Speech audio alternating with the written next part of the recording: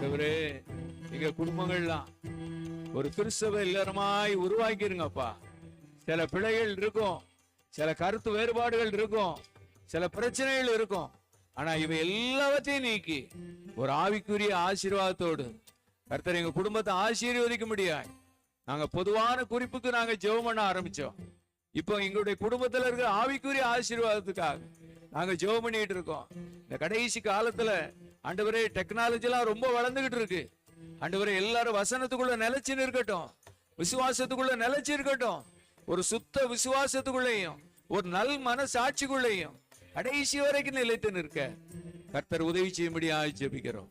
இயேசு மூலம் ஜெபங்கள் எழுப்புதாவே. உட்காருங்கள். அல்லேலூயா.